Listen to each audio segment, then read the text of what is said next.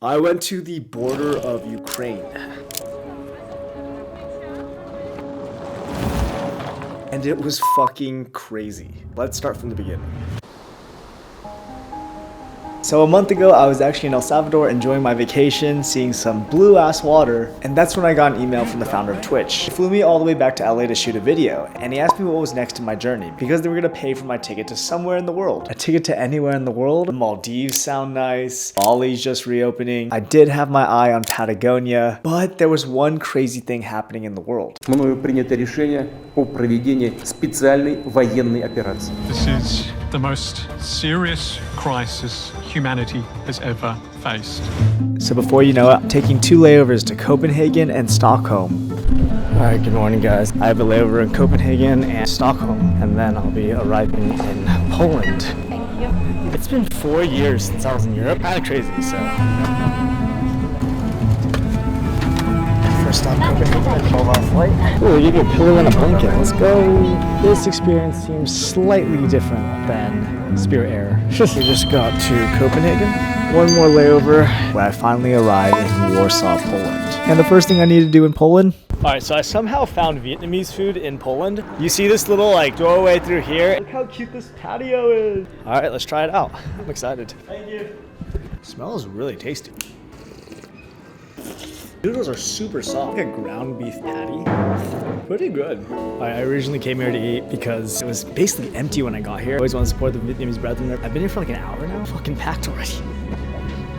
Alright, so you guys are probably wondering, Phil, you're an organized guy. Probably reached out to a bunch of nonprofits, a few organizations on how to volunteer. Well, there's one small reoccurring problem that I'm having. I don't speak Polish, I don't speak Ukrainian, and I do not speak Russian. Remember this problem because it's gonna persist later in the story. But this first week, I really don't have that much of a plan, so I decided to make my way to Lublin, rent a car, and from there, use it to explore the different borders. However, there's one small problem when I arrive in Lublin. So this is the main square. There's really nowhere for me to stay, unfortunately, because everything is booked out, so we're just kind of walking around trying to figure out life. I found a 24/7 McDonald's, so maybe we'll sleep there tonight.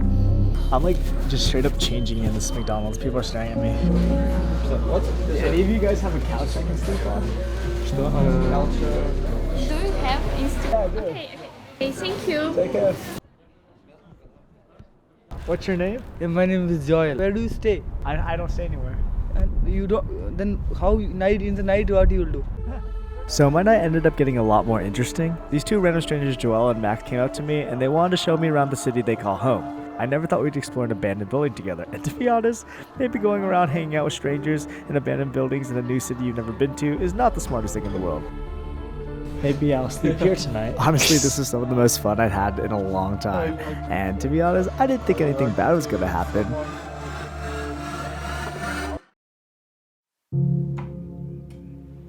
I just woke up at these strangers' apartment. Today we're getting the car rental and we're gonna be headed to the border and try to drop off some supplies for people.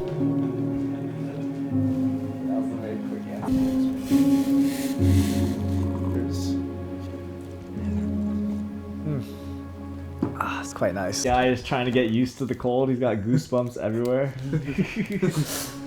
Alright, so I just got to the mall and today we're getting our car rental. We got some wheels! Woo! She a baby!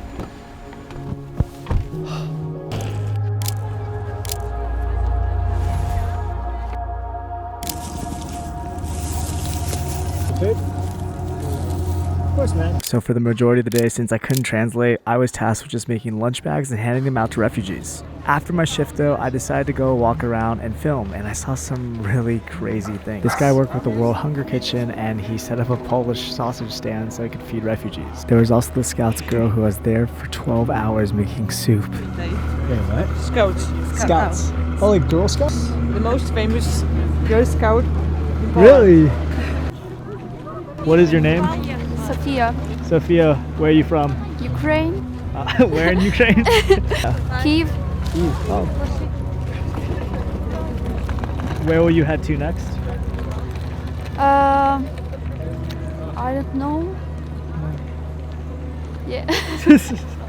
Sophia and Dorita were just one of the 17,000 refugees at Dorahus that day. And this is actually one of the non-busy borders. My name is Philip. Philip? My Vietnamese name is Phi. Have you met anyone from Vietnam before? No. No? I'm the first Vietnamese person you met? Yes. Most of the people at the border that day were elderly women and their children. Tents with electricity so people could charge their devices and call home to let their dads know that they were safe. I think the thing I learned the most was how proud the Ukrainian people are, because there were so many people that were too afraid to ask for help, even though these humanitarian orders were there for just them. I saw a girl crying on the side because she was so cold and hungry, but she didn't want to ask for help.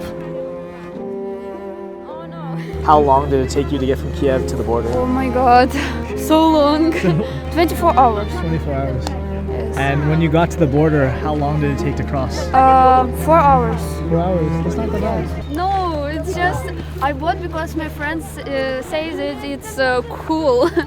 Alright, I just want to paint in picture exactly what the border was like. Alright, so Sophia and Darina's travel to the border was actually not as bad as I thought. Some of the refugees told me that their trip from Kiev to the border took up to 4 days. And on top of that, when they got to the border, it took them 18 hours. How long would it normally take you to get here? 2 hours. And it's taken you 18. Yes. Let me put into perspective how miserable the border was. I was there in the daytime and at night, and it ranged from 0 degrees to negative 10 degrees Celsius, which, if you're Fahrenheit, just know it is below freezing temperature. I myself was wearing a jacket, warm clothes. I honestly was having a lot of problems being out there. There's a reason why refugees are huddled around trash cans on fire. I was freaking miserable. Here, man. No worries. Can you talk about what Happy Kids does? Well, right now we're just evacuating orphans from Ukraine. Yeah, keep up the good work, and I suppose I'll keep you posted.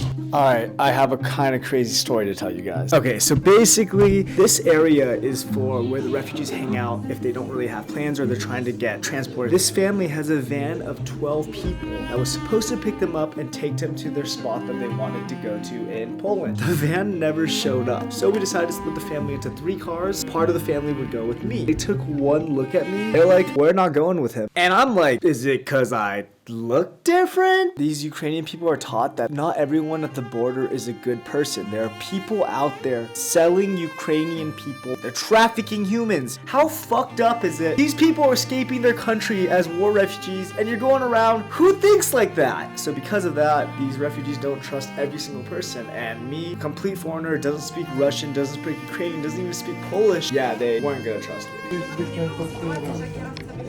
Okay.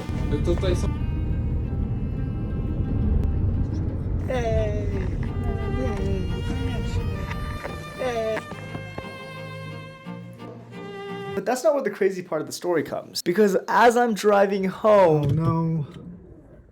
Oh no. Oh no, no, no.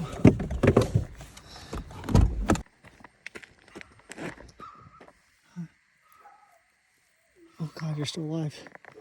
Alright, I'm gonna bring you in.